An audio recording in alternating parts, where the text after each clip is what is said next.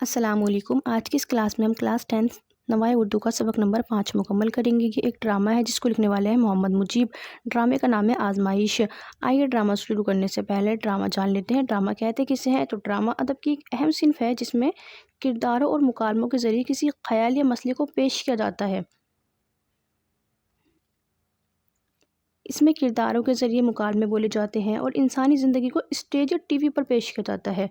तो ड्रामे में मुकालमे होते हैं, इसमें किरदार अदाकारी करते हैं। ड्रामे तफरीह के साथ साथ सबक भी देता है। हम कह सकते हैं कि ड्रामा इंसानी ज़िंदगी की अक्कासी करता है।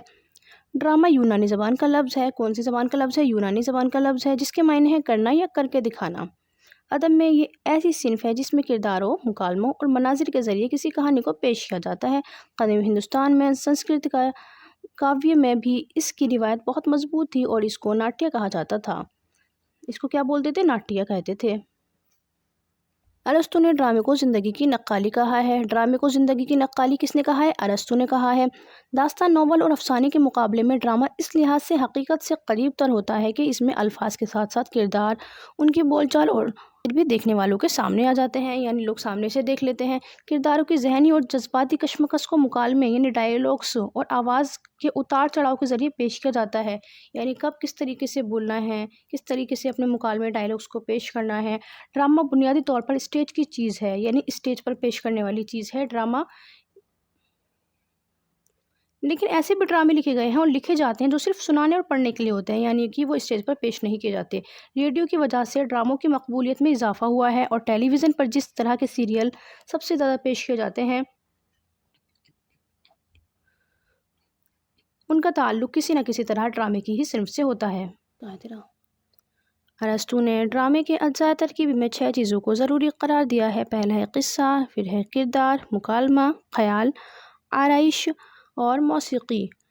क़िस्सा किसे कहते हैं? क़िस्सा यानी कि जिस कहानी पर वो लिखा जाता है। किरदार यानी कि कैरेक्टर्स कौन है कहानी के अंदर, ड्रामे के अंदर।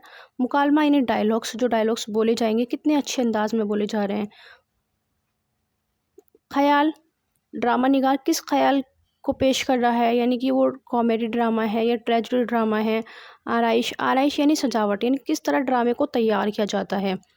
और मौसीकी, मौसीकी यानी कि संगीत। लेकिन ज़रूरी नहीं कि हर ड्रामे में संगीत का या मौसीकी का अंसर हो, यानी ज़रूरी नहीं कि हर ड्रामे के अंदर संगीत हो। प्लाट, किरदार, मुकालमों और मरकज़ी ख़याल का होना अलबत्ता ज़रूरी है, यानी कि प्लाट का होना ज़रूरी है, किरदार का होना ज़रूरी है और मुकालमों का यानी डायलॉग्स का और मरकज़ी ख़याल का होना अलबत्ता ज़रूरी है। मरकज़ी ख़याल का होना मतलब यानी कि मेन बात को समझाना, यानी कि जो ड्रामे के अंदर मेन बात जो समझाई जा रही है, ये ड्रामा इसलिए बनाया गया है, इसलिए पेश किया गया है। ड्रामे की कामयाबी के लिए ज़रूरी है कि उसमें वाक़यात की कड़ियाँ इस तरह मिलाई जाएँ कि बतरतीज नुक्ताए उरूज तक पहुँच सके और नाज़रीन की तवज्जो एक नुक्ते ख़याल पर मरकूज़ हो सके, यानी कि सेंटर पर हो सके। यानी ड्रामा ऐसा होना चाहिए कि जो कारी है, जो देखने वाला है, वो क्या करे, उसकी नज़र ही ना हटे ड्रामे को देखते हुए। जो ड्रामा देखने वाला है, जो ड्रामा पढ़ने वाला है, वो इस तरह से ड्रामा देखे कि उसकी नज़र ही ना हटने पाए वहाँ से। इसके बाद ड्रामा अंजाम की तरफ बढ़ता है। वाक़यात से जो नतीजा बरामद होता है वो अंजाम के ज़रिए पेश कर दिया जाता है। हक़ व बातिल और खैर और शर की कशमकश, खैर यानी अच्छाई, शर यानी बुराई, यानी खैर और शर की कशमकश।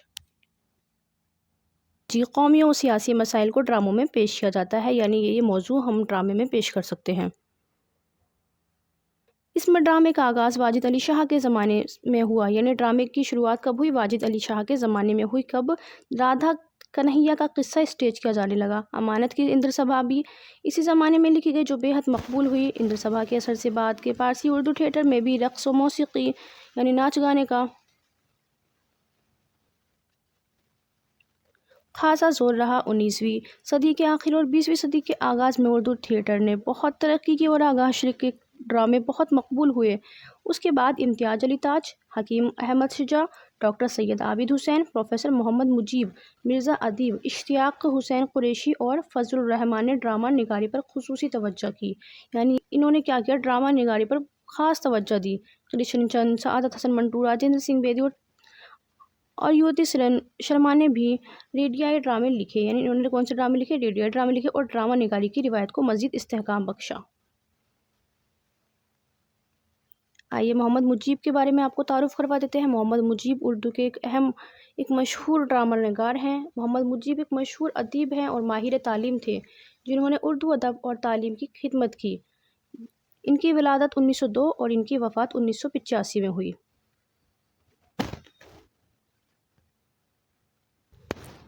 محمد مجیب لکھنؤ میں پیدا ہوئے۔ ان کے والد ایک معروف وکیل تھے۔ ان کی پیدائش کہاں ہوئی تھی؟ محمد مجیب کی لکھنؤ میں ہوئی تھی اور ان کے والد معروف وکیل تھے، یعنی مشہور وکیل تھے۔ انہوں نے ابتدائی تعلیم لکھنؤ کے لاریٹو کانوینٹ میں حاصل کی۔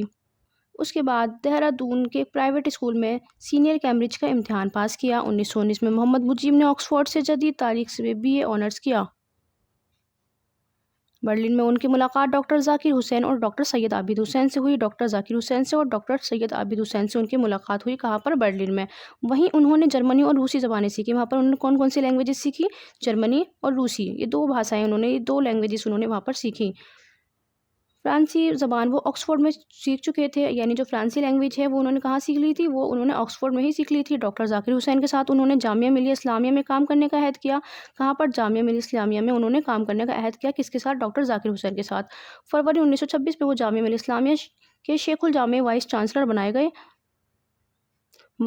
بنائے گئے اور وہ اس عہدے پر 24 برس تک فائز رہے۔ کتنے سال تک انہوں نے وہاں پر کام کیا؟ جامعہ ملیہ اسلامیہ میں 24 سال تک۔ ان کا انتقال دہلی میں ہوا۔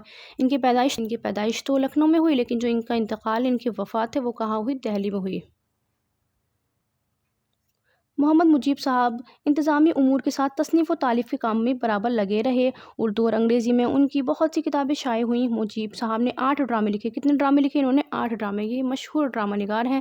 انہوں نے 8 ڈرامے لکھے جو بہت مشہور ہوئے، جن کے نام ہیں کھیتی، انجام، خانہ جنگی، حبہ خاتون، ہیروئن کی تلاش، آزمائش اور دوسری شام، اور بچوں کے لیے ایک ڈرامہ آؤ ڈرامہ کریں۔ محمد مجیب صاحب صاف، سادہ اور سلیس نثر لکھتے تھے۔ ان کے مکالموں میں بول چال کا فطری انداز ہے۔ نصاب میں جو ڈرامہ شامل ہے، یعنی جو ہمارا سلیبس میں ہمارا جو چیپٹر ہے جو آج ہم پڑھنے والے ہیں، جو شامل ڈرامہ ہے وہ مجیب صاحب کے ڈرامے آزمائش کا آخری ایکٹ ہے، یعنی ان کا ایک فیمس ڈرامہ ہے، ان کا ایک مشہور ڈرامہ ہے آزمائش، جس کا آخری ایکٹ اس چیپٹر میں ہم پڑھیں گے۔ یہ ڈرامہ 1857 کے المناک تاریخی واقعات پر مبنی ہے۔ 1857 میں جو گردر ہوئی تھی، جو لڑائی ہوئی تھی، اس پر مبنی ہے، اس پر بیسڈ ہے۔ اور اس کی ہندوستانی فوجوں کو شکست ہوئی، یعنی وہ ہار گئی۔ بہادر شاہ ظفر گرفتار کیے جا چکے تھے۔ انگریزوں کا دہلی پر قبضہ ہو جانے کے بعد پکڑ دھکڑ شروع ہو چکی تھی۔ رام سہائے کی بیوی بھاگوتی نے جنگ آزادی کی 2 مجاہدے خواتین سلما اور کشن کنور کو پناہ دے رکھی ہے۔ بخت خاں کے سپاہی اگرچہ ہار گئے ہیں، لیکن اس کے حوصلے بلند ہیں۔ آئیے دیکھتے ہیں سبق میں۔ آزمائش آخری ایکٹ، یعنی یہ ڈرامے کا آخری ایکٹ یعنی آخری باب ہے۔ رام سہائے مل کے مکان میں ایک چھوٹا سا دالان تھا۔ رات ہو گئی ہے۔ ڈیوڈ پر ایک دیا جل رہا ہے۔ رام سہائے مل اس کی روشنی میں کھانا کھا رہا ہے۔ بھاگوتی اس کی بیوی آنچل سے منہ بند کیے کھڑی ہے۔ اس کو پنکھا جھل رہی ہے اور چپکے چپکے رو رہی ہے۔ رام سہائے مل کو اس کو رونے کا احساس نہیں ہے اور وہ کھانا کھاتا رہتا ہے، یعنی منظر بتا دیا گیا ہے کہ رام سہائے مل کیا کر رہا ہے؟ کھانا کھا رہا ہے۔ رات ہو چکی ہے اور وہ ایک دیے کی روشنی میں کھانا کھا رہا ہے۔ اس کی بیوی کا نام کیا ہے؟ بھاگوتی ہے۔ وہ کیا کر رہی ہے؟ چپکے چپکے رو رہی ہے اور اس کو پنکھا چل رہی ہے، یعنی اس کو ہوا کر رہی ہے، لیکن رام سہائے مل کو اس کے رونے کا ذرا بھی احساس نہیں ہے، یعنی اس کو پتہ ہی نہیں ہے کہ وہ رو رہی ہے۔ کہو آج پانی کافی مل گیا؟ بھاگوتی کہتی ہے روحاسی آواز میں، یعنی رونے جیسی آواز میں۔ ابھی شام کو رام پرساد لے آیا، بہت دور جانا پڑا۔ آس پاس کے کنویں میں لاشیں پڑی ہیں۔ لاشیں کن لوگوں کی؟ ان لوگوں کی جنہوں نے 1857 کی جنگ آزادی میں حصہ لیا تھا۔ رام سہائے مل کہتا ہے رام رام رام رام اس کی طرف دیکھ کر، مگر تم رو کیوں نہیں ہو؟ بھاگوتی کہتی ہے میرا بھی مر جانے کو جی چاہتا ہے۔ رام سہائے مل کہتا ہے تم کیوں بیٹھے بیٹھے جان سے بیزار ہو گئی ہو؟ بھاگوتی کیا بتاؤں؟ رام سہائے مل کہتا ہے پرماتما کا شکر کرو، اتنی بڑی مصیبت آ گئی اور گزر گئی۔ بھاگوتی کہتی ہے ہاں۔ رام سہائے مل کہتا ہے مگر ابھی بہت چوکس رہنا ہے، دیکھتی رہنا دروازے سے پہرے والے نہ ہٹیں۔ بھاگوتی کہتی ہے نہیں، میں تو برابر چکر لگاتی رہتی ہوں۔ رام سہائے مل اور کوئی اندر نہ آنے پائے، مرد عورت بچہ۔ بھاگوتی کہتی ہے نہیں، قصور ہوگا تو میرا ہوگا، میں کہہ دوں گی کہ میں نے آپ کو بتائے بغیر کیا ہے، مگر یہ نہیں ہو سکتا کہ جان پہچان کی کوئی عورت یا بچہ پناہ مانگے میں اس کو پناہ نہ دوں۔ رام سہائے مل کہتا ہے بھاگوتی کو دیر تک غور سے دیکھ کر معلوم ہوتا ہے تم نے مجھے بتائے بغیر کسی کو گھر میں چھپا لیا ہے۔ अब तो हमारी जान परमात्मा की दया से ही बच सकती है। तुम्हारा दिल इतना कमज़ोर है कि तुम मुझे क्यों नहीं बुला लेती हो?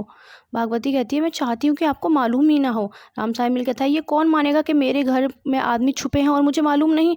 भागवती, आदमी नहीं, लावारिस औरतें, भूखे प्यासे बच्चे हैं।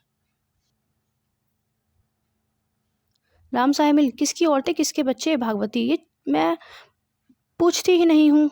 राम साहब, या पूछा है और मुझे बताना नहीं चाहती हो? हमारे मोहल्ले में ऐसे लोग ही नहीं हैं जिन्होंने बगावत में हिस्सा लिया हो। ये औरतें और बच्चे तो बाहर से आए होंगे। भागवती ज़मीन पर बैठकर और अपना मुंह बंद करके फुट फुट कर रोने लगती है। बताऊं तो ये है कौन? कभी पूछताछ हो तो जवाब मैं दे सकूं। भागवती सर हिलाती है। अच्छा, ना बताओ। खामोशी, यानी वो खामोश रहती है। जब लड़ाई हो रही थी तो तुम्हारी ज़बान पर 3-4 नाम रहा करते थे। बख्त खां की आल औलाद यहाँ थी ही नहीं। सीधा सुधारी सिंह भी बाहर का आदमी है क्या? किसी मुसलमान औरत को पनाह दी है? यानी वो सवाल जवाब चलते हैं। हिंदू औरतों में तो तुम्हारी रानी किशन कुंवर से ताल्लुकात थे। निहार सिंह रुपया वसूल करने आना चाहता तो ज़मीन तैयार करने से पहले ही उसको भेजता था। मगर क्या मालूम यानी बल्लभगढ़ में यहाँ है या यहाँ। बहरहाल जहाँ भी हो, कोई ना कोई उसका पता देगा ज़रूर। अगर निहार सिंह को पकड़ लिया है तो शायद उसको तलाश ना करें। भागवती कहती है, पकड़ लिया है। फिर ज़ोर से रोती है। राम साहिमिल कहता है, पकड़ लिया है तो अब तो कोई कुछ नहीं कर सकता। राम साहिमिल कहता है, पकड़ लिया है तो अब तो कोई कुछ नहीं कर सकता। उसके बराबर सोना दे कर उसे मोल लेना चाहूँ तो ना देंगे। तो रानी किशन कुंवर ने तुम्हारे यहाँ पनाह ली है? बेचारी राम सहाय से अब और खाया नहीं जाता। बर्तन सामने से खिसका देता है। पानी पीना चाहता है मगर प्याला देर तक हाथ में लिए रहता है और पी नहीं पाता। क्या बहुत रो रही है? सर हिलाकर, नहीं, उसका अफसोस कर रही है कि जिहादी औरतों के साथ मैदान में नहीं गई और मारी नहीं गई। राम साहिमिल कहता है, राम राम, क्या हिम्मत है। उसको अच्छी तरह रखना। मैं भी कभी उसके दर्शन करूंगा। उसका हमारे घर में रहना कुछ ऐसा खतरनाक नहीं है। मुसलमान औरत की बात और है। भागवती कहती है, एक मुसलमान बहन भी है? राम साहिमिल, हाय, कौन? भागवती कहती है, सलमा, यानी उसने सलमा को भी पनाह दे रखी है। राम साहिमिल कहता है, अरे वही यूसुफ मियाँ की मंगेतर, वो तो मोर्चों पर लड़ी भी थी। भागवती कहती है, हाँ, उसने घरों की छतों पर से भी गोली चलाई। रानी किशन कुंवर भी उसके साथ बंदूक चला रही थी। फिर वो जख्मी हो गई। रानी किशन कुंवर ने न जाने किस तरह उसको यहाँ पहुँचाया। मैं तो समझती कि मर जाएगी, मगर अब भली चंगी है। सोच रही है कि किस तरह दिल्ली से निकल जाए और बख्त खां की फौज में मिल जाए। रानी किशन कुंवर कहती है कि वो भी साथ जाएंगी। राम साहिमिल कहता है, देखो, ये नहीं हो सकता। मैं इस पर तैयार हूँ कि वो यहाँ छुपी रहे और जब खतरा ना रहे तो चुपके से चली जाए। यहाँ वो साल भर तक रहे, मगर बाहर जाकर फिर कहीं लड़ाई में शामिल हुई तो तुम पकड़ी जाओगी और मुझे तो ज़रूर फांसी हो जाएगी। और यूसुफ मियाँ को क्या हुआ? भागवती कहती है, सलमा को कुछ मालूम नहीं। भागवती, सुना है वो आखिर वक्त तक लड़ते रहे। उर्दू बाजार में किसी गोरे ने एक औरत के साथ बदतमीजी की थी, उसे जान से मार दिया। उसमें ना मालूम कितने पकड़े गए, मगर वो नहीं थे। कहते हैं अब उर्दू बाजार पर गोलाबारी होगी। एक मकान भी खड़ा ना हो छोड़ा जाएगा। राम साहिमिल कहते हैं, अब परमात्मा बचाए हम सबको। एक औरत घबराती हुई अंदर आती है। उसके मुंह से बात नहीं निकलती। फिर एक मुलाजिम आता है। मुलाजिम कहता है, सरकार, दरवाजे पर 4 सिपाही आए हैं, कहते हैं दरवाज़ा खोलो, हम तलाशी लेंगे। राम साहिमिल कहता है, मेरे घर में नहीं आ सकते, मेरे पास अमान का परवाना है। मुलाजिम कहता है, सरकार, वो हमारी बात नहीं मानेंगे। भागवती कहती है, परवाना मेरे पास है, चलो मैं दिखाऊं दूंगी। राम साहिमिल कहता है, तुम कहाँ जाओगी? भागवती कहती है, मैं नहीं जाऊंगी तो और कौन जाएगा? मैंने मशहूर कर दिया है कि आप अंग्रेज़ कमांडरों से बातचीत कर रहे थे, घर पर नहीं हैं। राम साहिमिल कहता है, नहीं, तुम बैठो, मैं जाता हूँ। भागवती जल्दी से दिया बुझाकर भाग जाती है। राम साहिमिल अंधेरे में बैठा रहता है। कुछ देर बाद दाएं तरफ से भागवती उल्टे पाँव चलती हुई नजर आती है। 4 सिपाही उसे संगीनों से धमका रहे हैं। पहला सिपाही उनका सरदार मालूम होता है। पहला सिपाही, बता कहाँ हैं वो दोनों? भागवती सहमी हुई रुहासी मगर बहुत दबी आवाज़ में, यहाँ कोई नहीं छुपा है। पहला सिपाही, यहाँ 2 औरतें छुपी हैं, हमारे आदमियों ने उनको गोली चलाते देखा, फिर वो भागकर इस घर में आते हुए देखी गई। राम सरन, इस औरत को ले जाकर दीवार के साथ खड़ा करो, बाकी 3 आदमी फैर करो। राम सरन भागवती की तरफ बढ़ता है। राम साहिमिल, अरे तुम लोगों को शर्म नहीं आती? एक बेकसूर औरत को इस तरह मार रहे हो। पहला सिपाही, اچھا لالا جی چھپے بیٹھے ہیں، سوچا تھا لائن کو ہم کو بہلا پھسلا کر رخصت کر دے گی۔ رام سرن کھڑا کرو انہیں بھی لائن کے ساتھ۔ بھاگوتی چلا کر ارے مجھے مار ڈالو، انہیں چھوڑ دو، یہ بالکل کچھ نہیں جانتے، ارے یہ بالکل بے قصور ہیں۔ پہلا سپاہی اچھا یہ بے قصور ہیں تو تمہیں تو معلوم ہے کہ دونوں عورتیں کہاں چھپی ہیں؟ بھاگوتی کہتی ہے ویسے ہی چلا کر ارے نہیں چھوڑ دو، ہائے میری قسمت، یہ بالکل کچھ نہیں جانتے، ہائے ہائے۔ اسٹیج کے دائیں طرف کے کونے میں سلمیٰ اور کشن کور اندر آتی ہیں۔ سلمیٰ ان دونوں کا پیچھا چھوڑ دو، ہم آ گئے ہیں، ہم کو جو چاہیں سزا دے دو، سیٹھ صاحب اور ان کی بیوی بالکل بے قصور ہیں۔ پہلا سپاہی سلمیٰ اور کشن کور کو غور سے دیکھنے کے بعد مجھے تو تم اسی گھرانے کی عورتیں معلوم ہوتی ہو۔ کشن کور ان دونوں کو چھوڑ دو، ہم تمہارے ساتھ چلنے کو تیار ہیں، شہر میں ہزاروں آدمی کو پہچان لیں گے۔ پہلا سپاہی ہاں میں تم کو لے کر باہر چلا جاؤں اور اس دوران میں اصلی مجرم نکل جائیں؟ سلمیٰ تمہاری مرضی، میں بے گناہ کا خون کرنا تو تمہارا کام ہی ہے۔ پہلا سپاہی اچھا تو بتاؤ کیا ہے تمہارے نام؟ سلمیٰ کہتی ہے میرا نام کیا ہے؟ سلمیٰ ہے۔ کشن کور کہتا ہے کشن کور، اور کشن کور بھی بتاتا ہے کہ میرا نام کیا ہے؟ کشن کور ہے۔ پہلا سپاہی کہتا ہے تم اپنے جرم کا اقبال کرتی ہو، یعنی قبول کرتی ہو اپنے جرم کو؟ سلمیٰ کہتی ہے ہم نے کوئی جرم نہیں کیا، ہم اپنے ملک کے لیے اپنے بادشاہ کی طرف سے لڑے ہیں۔ پہلا سپاہی تم لڑائی میں شریک ہوئی ہو؟ سلمیٰ کہتی ہے دل و جان سے شریک ہوئے، ہم نے دوسروں کو لڑنے پر آمادہ کیا، ہم مورچوں پر لڑے، ہم نے دشمنوں کو مارا۔ کشن کور ہمیں افسوس اس کا ہے کہ اس سے زیادہ نہ کر سکے۔ کشن کور کیا کہتا ہے کہ ہمیں افسوس ہے کہ اس سے زیادہ ہم نہ کر سکے۔ پہلا سپاہی کہتا ہے تو جاؤ کھڑی ہو جاؤ اور دیوار سے لگ کر۔ سلمیٰ کہتی ہے ہم دیوار سے لگ کر کیوں کھڑے ہوں، ہم صحن میں کھڑے ہوں گے اور تمہاری بندوقوں پر ہنسیں گے۔ پہلا سپاہی تو چلو کھڑی ہو جاؤ اسی بات پر۔ سپاہی کیا کہتا ہے ٹھیک ہے چلی کھڑی ہو جاؤ اسی بات پر۔ سلمیٰ اور کشن کور بیچ صحن میں کھڑی ہو جاتی ہیں۔ پہلے سپاہی کے اشارے پر تین سپاہی ان سے 3-4 قدم ہٹ کر اور 1 گھنٹے کو زمین پر ٹیک کر بندوقیں تانتے ہیں۔ بھاگوتی چیخ کر سپاہیوں اور دونوں عورتوں سے بیچ میں آ جاتی ہے، مگر گش کھا کر گر پڑتی ہے، یعنی گر جاتی ہے۔ سپاہی بندوقیں تانے رہتے ہیں مگر انہیں فائز کرنے کا حکم نہیں ملتا۔ سلمیٰ کے چہرے پر مسکراہٹ ہے اور وہ بندوقوں کی طرف دیکھتی رہتی ہے۔ کشن کور کی نظر آسمان کی طرف ہے، اس کے چہرے پر وجد کی کیفیت ہے۔ سپاہی فائر نہیں کرتے۔ ایک بار کی پہلا سپاہی گھٹنوں پر جاتا ہے۔ پہلا سپاہی ہاتھ جوڑ کر ہماری خطا معاف کیجیے، ہم صرف اس کا یقین کرنا چاہتے تھے کہ آپ وہی ہیں جنہیں ڈھونڈ کر لانے کا ہمیں حکم دیا گیا تھا۔ تقدیر کے اس انقلاب کو برداشت کرنا سلمیٰ اور کشن کور کے بس میں نہیں۔ کشن کور چیخ مار کر گر پڑتی ہے، سلمیٰ کی آنکھیں چڑھ جاتی ہیں، ہاتھ پاؤں جواب دے دیتے ہیں اور وہ زمین پر ڈھیر ہو جاتی ہے۔ رام صاحب مل ظالموں، اب کب تک ان بیچاریوں کو ستاؤ گے؟ ارے مارنا ہے تو ایک دفعہ مار دو۔ پہلا سپاہی انتہائی ندامت کے انداز میں بہت شرمندگی کے ساتھ کہتا ہے ہم انہیں تکلیف دینا نہیں چاہتے تھے، ان کے دل کی آرزو پوری کرنا چاہتے تھے۔ ہمیں جنرل بخت خان نے انگریزی فوج کی وردیاں پہنا کر بھجوایا ہے کہ انہیں جلد سے جلد تلاش کر کے ان کے پاس پہنچا دیں، ہم نے ان کو صحیح سلامت نہ پہنچایا تو ہماری گولی مار دی جائے گی، یہ انگریز ہمیں پکڑ کر پھانسی دے دیں گے۔ بھاگوتی اس دوران میں اٹھ کھڑی ہو جاتی ہے اور کشن کور اور سلمیٰ کے منہ پر پانی چھینٹ دیتی ہے اور ان کے سر سہلاتی ہے۔ بھاگوتی کہتی ہے اٹھو پیاری، تمہارے بخت خان نے تمہیں بلایا ہے، اپنے پیاروں کا بدلہ لو، اپنے ملک کی آبرو بڑھاؤ، یعنی عزت بڑھاؤ۔ آہستہ آہستہ سلمیٰ اور کشن کور کو ہوش آ جاتا ہے، وہ اٹھ کر بیٹھتی ہیں، بھاگوتی انہیں پانی پلاتی ہے۔ پہلا سپاہی آپ سے پھر آپ کے قدموں پر گر کر معافی مانگتا ہوں۔ سلمیٰ اور کشن کور مسکرا دیتی ہیں، مگر ابھی ایک اور گستاخی کرنا ہے، ہم آپ کو شہر کے باہر صرف قیدی بنا کر لے جا سکتے ہیں، ہمیں اس کی مشقیں کسنا ہوں گی اور گلے میں رسیاں باندھنا۔ سلمیٰ اور کشن کور ایک دوسرے کی طرف دیکھتی ہیں، پھر دونوں کھڑی ہو جاتی ہیں، یعنی دونوں دیکھتی ہیں ایک دوسرے کی طرف پھر کھڑی ہو جاتی ہیں۔ سپاہی جلدی جلدی ان کی مشقیں کستے ہیں اور گلے میں پھندا ڈالتے ہیں، پھر ایک سپاہی آگے 2 پیچھے اٹینشن ہو جاتے ہیں۔ پہلا سپاہی روانگی کا حکم دیتا ہے۔